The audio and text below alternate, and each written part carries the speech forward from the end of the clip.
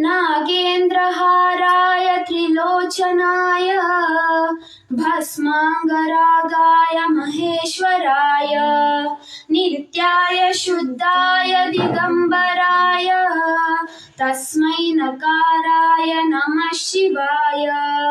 मन्दाकिनी सलिलचन्दन चर्चिताय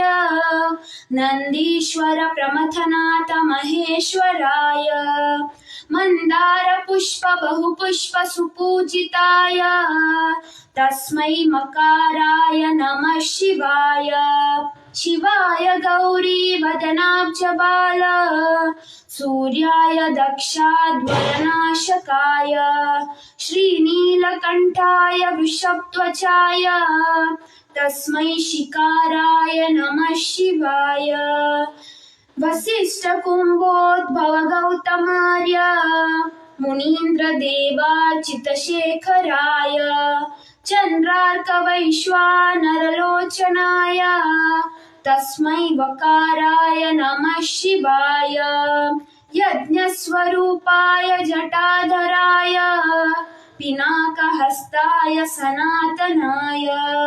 दिव्याय देवाय दिगम्बराय तस्मै यकाराय नमः शिवाय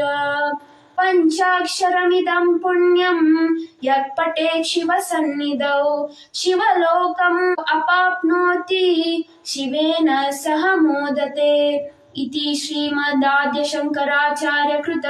शिवपञ्चाक्षरस्तोत्रं सम्पूर्णम्।